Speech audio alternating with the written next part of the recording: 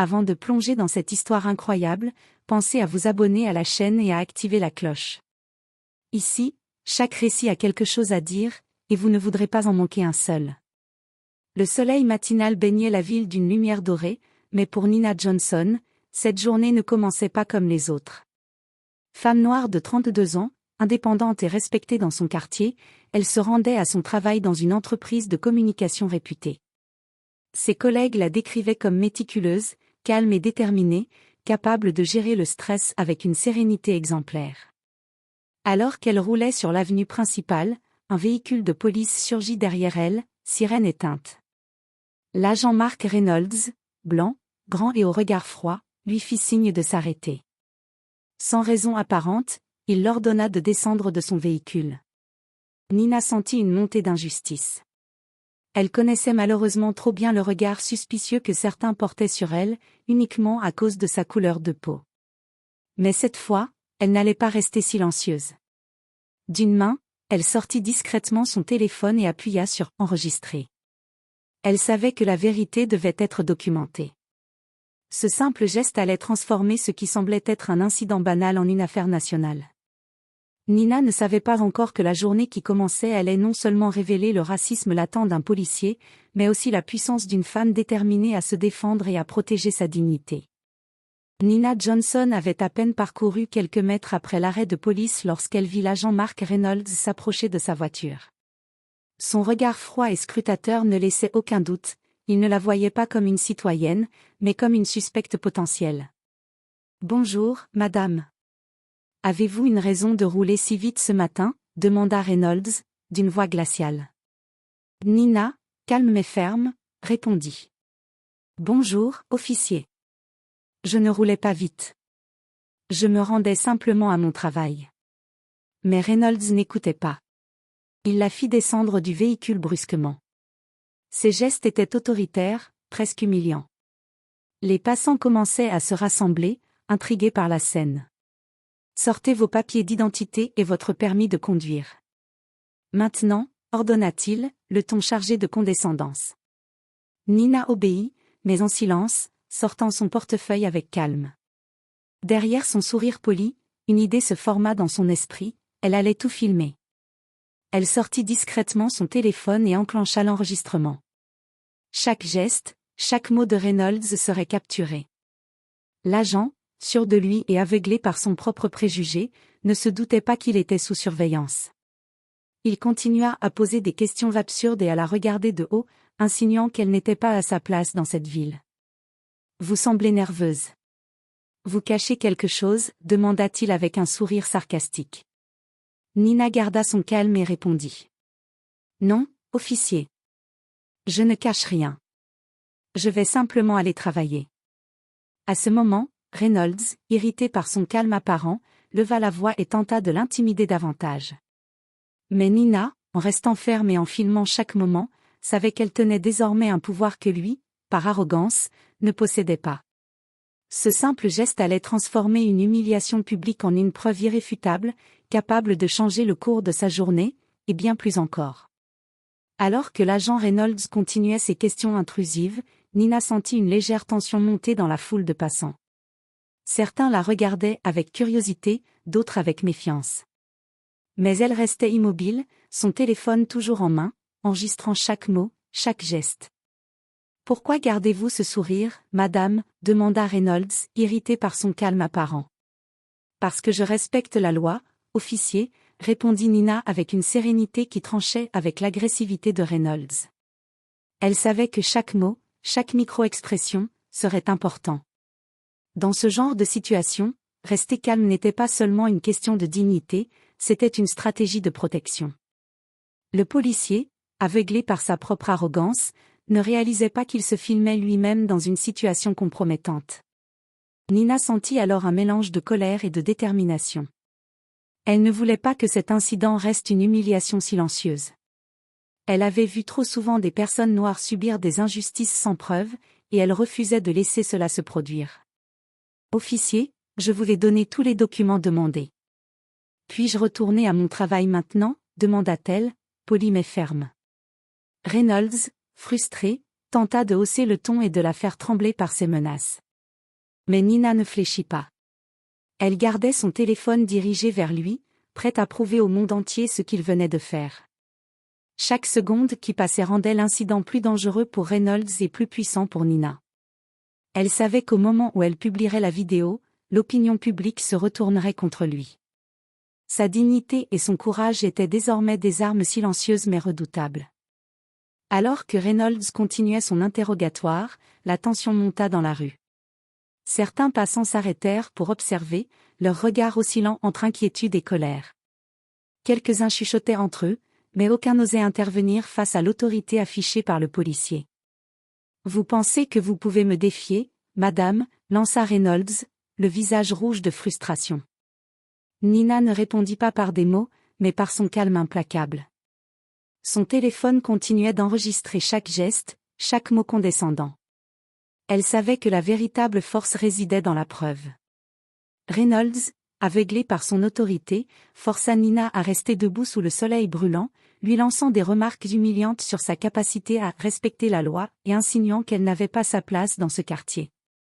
Son arrogance était palpable, et chaque phrase qu'il prononçait faisait monter la tension dans la foule. Un passant osa enfin intervenir. « Monsieur l'agent, elle se comporte très correctement. Pourquoi ce traitement ?» Reynolds ignora l'homme, pensant que sa position d'autorité suffisait à intimider la foule. Mais Nina, en restant calme et en filmant, commençait déjà à inverser le pouvoir. La situation qui semblait être une humiliation pour elle devenait une preuve publique de l'abus de pouvoir de Reynolds. Le policier, frustré par son incapacité à la déstabiliser, tenta alors une dernière provocation. « Je pourrais vous arrêter pour insubordination, mais vous savez quoi ? Je ne ferai pas ça, pour l'instant. » Nina, imperturbable, rangea légèrement son téléphone, laissant entendre qu'elle avait déjà tout enregistré. Elle savait que Reynolds ne se rendait pas compte qu'il venait de sceller son propre sort. Ce moment, bien que court, allait bientôt faire le tour de la ville et changer pour toujours la perception du public sur cet agent arrogant. L'humiliation qu'il infligeait à Nina allait se retourner contre lui de manière spectaculaire. Une fois l'altercation terminée, Nina récupéra ses documents et remit calmement son téléphone dans son sac. Elle avait pris soin d'enregistrer chaque moment, chaque mot humiliant de Reynolds. Une fois arrivée au bureau, elle prit quelques minutes pour relire la vidéo et s'assurer que tout était parfaitement clair et net. Sans perdre de temps, elle publia la vidéo sur ses réseaux sociaux et l'envoya à quelques journalistes de confiance. En moins d'une heure, la vidéo commença à circuler à une vitesse incroyable. Les réactions fusèrent, colère, indignation, soutien à Nina et condamnation des agissements de Reynolds. « Incroyable. Il faut que ça se sache », commenta l'un des utilisateurs. « Voilà le genre de racisme que nous devons dénoncer », ajouta un autre. Les médias locaux reprirent rapidement l'affaire. La vidéo fit la une de plusieurs journaux et chaînes télévisées, et la ville entière fut témoin du comportement intolérable de l'agent Reynolds. Les internautes étaient unanimes, Nina avait agi avec courage et sang-froid, tandis que le policier avait perdu toute crédibilité. Au poste de police, Reynolds apprit que sa vidéo circulait déjà sur Internet. La fureur et l'incrédulité se lisaient sur son visage. Il ne pouvait plus ignorer la portée de ses actes. La même autorité qu'il avait cru imposer à Nina se retournait désormais contre lui. Pendant ce temps, Nina recevait des messages de soutien de collègues, d'amis et même de parfaits inconnus. Elle savait qu'elle venait de créer quelque chose de plus grand qu'un simple incident, une preuve publique, un symbole de résistance et de dignité. Cette viralité allait bientôt forcer Reynolds à faire face aux conséquences de ses actes, et elle préparait déjà le terrain pour que la justice et la vérité triomphent. Lorsque Reynolds vit la vidéo pour la première fois sur les réseaux sociaux, son sang se glaça. Chaque mouvement, chaque mot humiliant prononcé à l'encontre de Nina était désormais visible par des milliers, voire des millions de personnes. Il comprit, trop tard, que son arrogance et son racisme avaient été capturés pour toujours. Ses supérieurs furent rapidement informés de l'incident. L'agent sentit la pression monter, appel du commissariat, journalistes, et même des membres de la communauté exigeant des explications. Reynolds réalisa alors que sa carrière était en péril et que sa réputation venait de subir un coup irréversible. Seul dans son bureau, il repensa à ses gestes et à ses paroles. Les insinuations, les humiliations, Tout était désormais exposé au grand jour. La colère et la frustration qu'il avait projetées sur Nina se retournèrent contre lui, et il commença à ressentir une culpabilité sincère, une première depuis longtemps. « Comment ai-je pu être aussi aveugle ?» murmura-t-il pour lui-même. Et maintenant, comment réparer ça? Il comprit aussi que ses excuses tardives seraient scrutées par tous et que seul un changement réel dans son comportement et ses actions pourrait lui permettre de regagner un minimum de crédibilité. Mais il savait que la vidéo ne disparaîtrait jamais, et que le monde entier avait désormais un témoignage direct de son racisme et de son abus de pouvoir. Pendant ce temps, Nina continuait à recevoir messages de soutien. Elle savait que la situation était devenue plus grande qu'elle, c'était un moment de justice publique, une démonstration du pouvoir de la vérité et de la résilience face à l'injustice. L'agent Reynolds venait de découvrir une leçon précieuse, douloureuse mais nécessaire. La dignité et la justice ne peuvent être ignorées, et chaque acte d'humiliation laisse une trace qui peut se retourner contre soi. Quelques jours après l'incident, sous la pression des médias et de ses supérieurs, Reynolds fut contraint de présenter des excuses publiques. Une conférence de presse fut organisée, et il se tint face aux caméras, le visage marqué par la honte et la nervosité. « Je tiens à présenter mes excuses à Madame Nina Johnson pour mon comportement inacceptable. Je reconnais que mes actions étaient offensantes et injustes, » déclara-t-il d'une voix tremblante. Malgré les mots, Nina, qui assistait à la conférence via un live diffusé sur les réseaux, resta prudente. Les excuses étaient un premier pas, mais elles ne suffisaient pas à effacer l'humiliation subie ni à garantir que de tels actes ne se reproduiraient plus. Elle savait que la véritable justice nécessitait des actions concrètes et des changements systémiques. Le lendemain, Reynolds demanda à rencontrer Nina en personne. Dans un bureau neutre, il baissa les yeux et murmura. « Je suis vraiment désolé. Je n'ai aucune excuse. J'ai agi par ignorance et arrogance. » Nina, calmement, répondit. « Vos excuses sont entendues. Mais ce n'est pas seulement à moi que vous devez rendre des comptes. C'est à la communauté, à tous ceux qui subissent ces humiliations, et à vous-même pour comprendre vos erreurs. » Elle lui tendit alors la main, non pas par amitié, mais par respect de la vérité et pour marquer la fin de leur confrontation directe.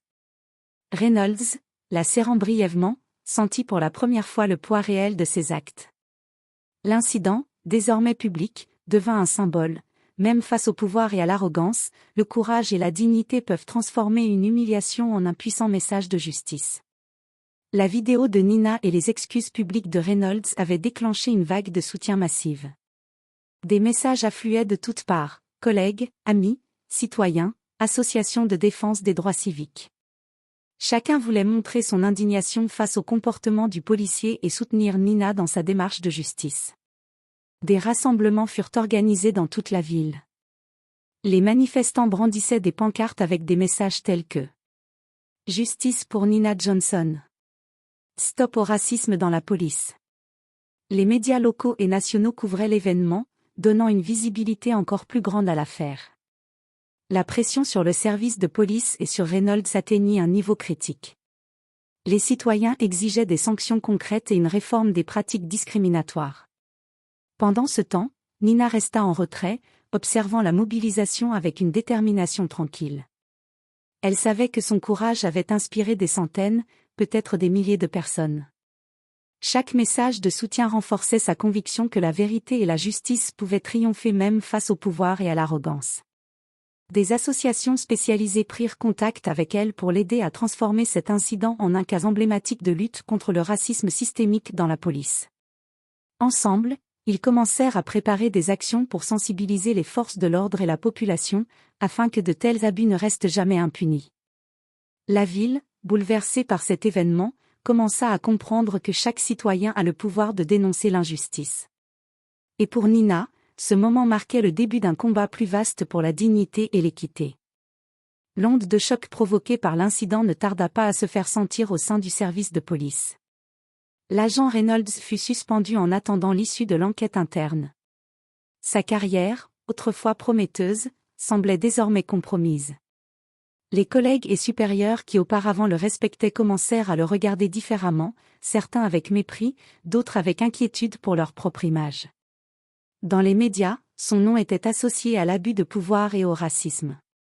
Des articles, des émissions et des débats en ligne se concentraient sur le comportement inacceptable du policier et sur l'importance de la responsabilisation des forces de l'ordre. Reynolds réalisait chaque jour un peu plus que la vidéo de Nina n'était pas seulement une preuve, mais un symbole, un rappel public que personne n'est au-dessus de la justice. Pendant ce temps, Nina continuait de recevoir des messages de soutien et de reconnaissance. Elle fut invitée à participer à des tables rondes sur les droits civiques et sur les moyens de lutter contre les abus policiers. Son courage inspirait des centaines de personnes, et elle devint un exemple concret de la force que peut représenter la vigilance citoyenne.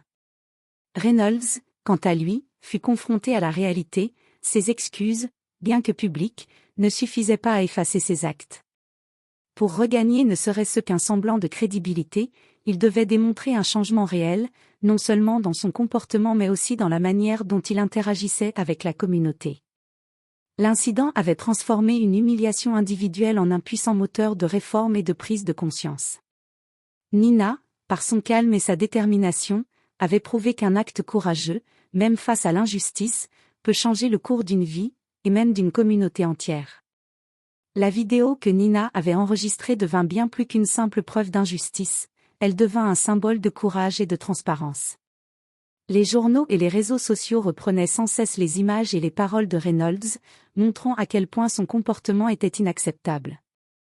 Chaque mot, chaque geste humiliant qu'il avait infligé à Nina circulait désormais dans toute la ville et au-delà. Reynolds, isolé et humilié, se rendit compte que son autorité était désormais ébranlée. Les citoyens n'avaient plus peur de dénoncer les abus, la preuve était là, tangible et irréfutable. Même ses collègues commencèrent à le traiter avec distance, certains refusant de le soutenir publiquement. La vidéo avait redéfini le rapport de force. Pour Nina, la situation montrait l'importance de rester vigilant et préparé face à l'injustice. Son geste simple, filmé discrètement, avait donné à la communauté un outil puissant pour défendre la vérité. Elle reçut des messages de personnes racontant des expériences similaires et exprimant leur gratitude pour avoir montré qu'il était possible de se protéger et de faire entendre sa voix.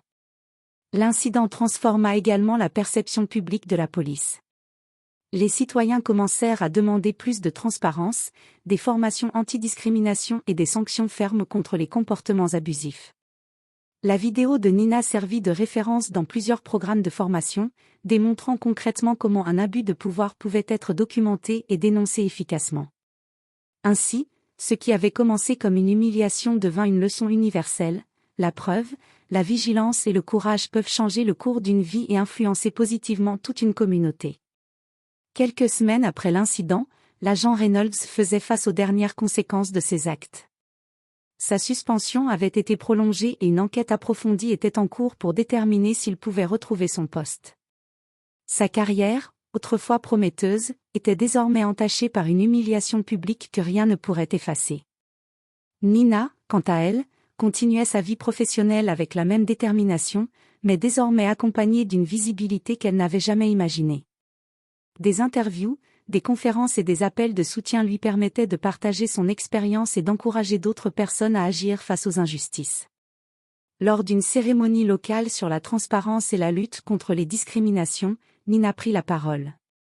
Cette expérience m'a appris que le courage ne réside pas seulement dans la confrontation, mais dans la préparation et la lucidité. Nous avons tous le pouvoir de défendre notre dignité, et chaque acte de vérité compte. La vidéo qu'elle avait tournée, et la manière dont elle avait agi avec calme et détermination, devinrent un symbole pour toute la ville. Reynolds avait appris, trop tard, que le pouvoir basé sur l'intimidation et la discrimination ne résiste pas à la lumière de la vérité. Cette histoire rappela à tous que la justice et la dignité ne peuvent être ignorées. Chaque citoyen a la capacité de documenter, témoigner et agir.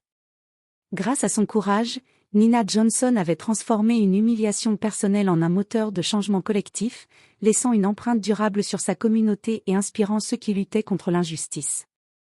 Le policier raciste avait été exposé, sa carrière compromise, et le message était clair, la vérité et le courage triomphent toujours, même face à l'arrogance et à la discrimination.